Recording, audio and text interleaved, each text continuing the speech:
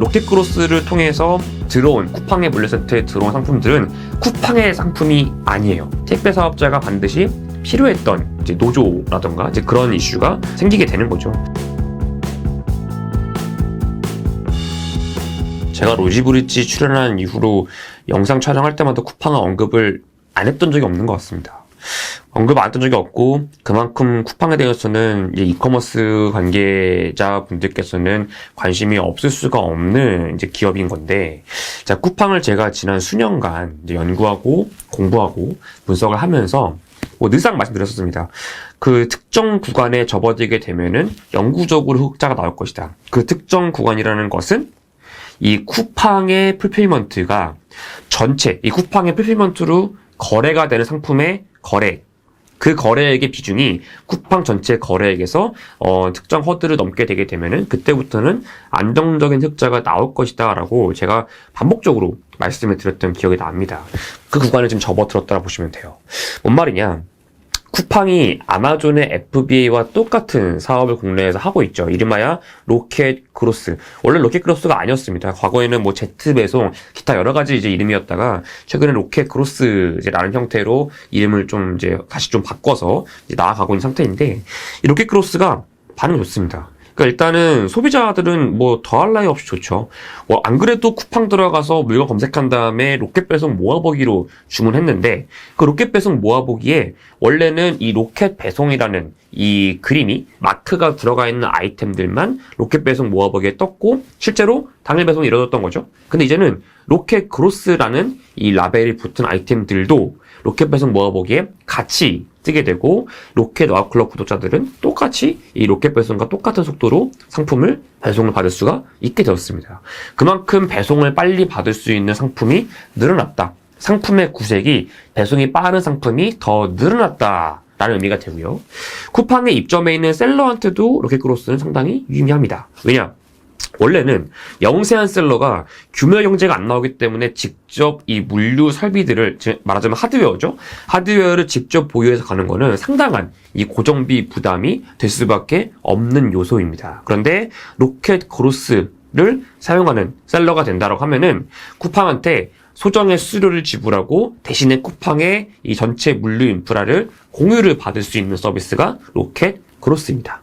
당연히 그래서 고정비, 이 물류비에 대한 부담이 절감되는 효과를 셀러들도 누릴 수가 있게 되고, 쿠팡한테도 좋죠? 왜냐? 쿠팡은 원래 이 로켓 직구를 하는 상품들에 대해서는 직매입이지만 그렇지 않은 상품들은 이 판매될 때마다 거래 수수료만 수출하고 있었죠. 그런데 자기네가 이미 지어놓은 물류센터에서 남는 유유 공간들을 로켓크로스의 형태로 셀러들의 상품을 채워놓으면서 기존에 구축했던 물류센터의 가동률을 올릴 뿐 추가적인 로켓크로스를 위한 물류 설비 투자는 제한적인 겁니다. 그래서 설비 투자는 적게 하는데 그만큼 물량 처리를 많이 해주다 보니까 추가적인 로켓크로스 수수료, 이 수익이 생기는, 그래서 비용은 그대로인데 매출이 늘어나는 이러한 아주 그 좋은 구조를 가져갈 수 있는 거라서, 이 쿠팡 기준으로 봤을 때 로켓크로스의 비중이 올라가면 올라갈수록 이 수익성이란 부분이 개선되는 구조다라는 겁니다. 이거는 아마존도 마찬가지였어요.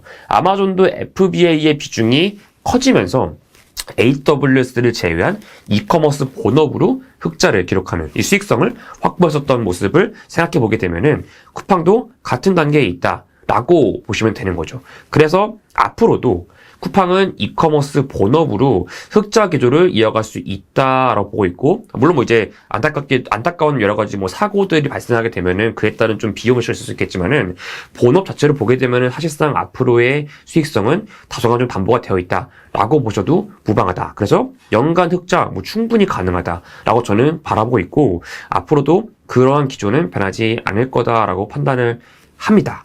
자, 그렇다 보니 역시 쿠팡에 또 공격적인 투자를 할 수가 있게 되는 거죠. 그래서 뭐 이따가 아마 말씀을 주실 것 같긴 한데, 쿠팡이 최근에 이 OTT 시장에서 보이는 행보가 참 흥미롭다 정도로 이번 질문에 대한 답변을 일단 드리도록 하겠습니다. 택배사업자 등록이 된 거에 대해서는 사실 과거부터 좀 챌린지가 굉장히 많았죠. 이 이슈에 대해서는.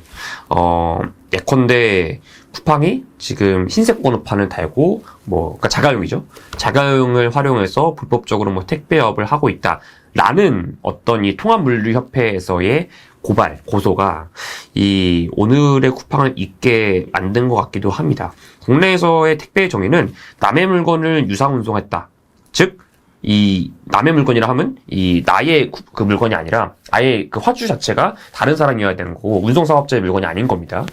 이거를 남의 물건을 돈을 받고 택배비를 받고 운송을 해줘야지 택배를 국내에서는 인정이 됩니다. 그러다 보니까 우리가 길거리에서 보고 있는 수많은 택배 배송 차량들은 이 노란색 영업용 번호판을 달고 이 택배업을 지금 이제 수행을 하고 계신 거죠. 쿠팡 같은 경우는 시작이 직매입이었어요. 그러니까 남의 물건이 아니죠. 쿠팡의 물건이었고요. 심지어 무료로 배송했습니다. 로켓 배송 가입 와우클럽 구독하면은 무료로 배송이 나가니까. 그래서 애초에 정의가 택배가 아니었어요. 그러다 보니까 흰 번호판을 달고 이 사업을 해도 전혀 법적으로 하자가 없다라는 어떤 대법원 판결이 나오게 되면서 쿠팡이 그때부터는 날개 놓친 듯이 이제 성장을 했던 그 과거가 있습니다. 근데 이 와중에 로켓크로스라는 부분을 키우려면은 아무래도 택배 사업자라는 등록증이 좀 필요했던 부분이 있었고요. 왜냐면은 로켓크로스를 통해서 들어온 쿠팡의 물류센터에 들어온 상품들은 쿠팡의 상품이 아니에요. 즉 쿠팡의 재무제표에 직매입한 상품처럼 재고 자산으로 인식이 안 된다는 겁니다. 그래서 얘는 내 물건을 무료로 배송하는 그 사례에 해당되지 않기 때문에 택배 사업자가 반드시 필요했던 것이었고, 그러다 보니까 사업자 등록을 받고 그 뒤로 그 여러 가지 이 질문 주신 것처럼 이제 노조라던가 이제 그런 이슈가 생기게 되는 거죠. 근데 이제 이 부분에 대해서는 솔직히 말씀드리면은 대답을 드리기가 좀 난감한 것 같습니다. 자, 왜냐하면은 이 택배 노조 이런 부분이 이제 특히 쿠팡이 지금 벤치마크로 삼고 있는 이제 아마존과 같은 사례에서는 본 적이 없었던 사례인데다가 이 쿠팡 같은 경우는 기존에 이 쿠팡 친구 이제 고용되신 분들 이건 다 정규직이었죠. 정규직이었는데 이번에 새롭게 정규직이지 아닌 분들이 쿠팡에서 지금 배송을 좀 치르고 있는 상태다 보니까 쿠팡도 이거는 경험이 없어요.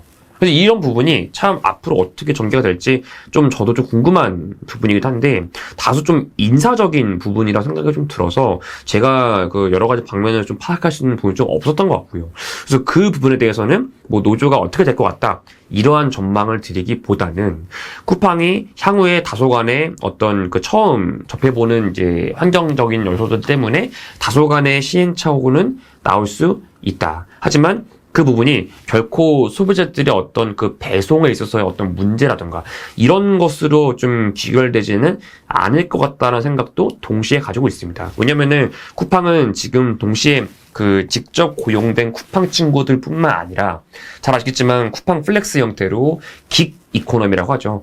그날 말하자면 이렇게 표현하면 이해가 쉬우실까요? 일용직처럼 일을 하셔서 그날 정산을 받는 이러한 부분들도 많이 있다 보니까 다소간의 어떤 갑자기 노조의 어떤 등장으로 인해서 배송 인력들이 일거에 좀 이탈을 한다던가 그런 리스크는 좀 최소화 시켜가면서 하는 어떤 그 방법들이 충분히 놓여 있다라고 생각이 들기 때문에 소비자 관점에서 어떤 이러한 부분이 어떤 큰 어떤 피해나 여러 가지 불편한 상황을 만드는 것으로 이어질 것 같지는 않다라고 일단 보고 있습니다.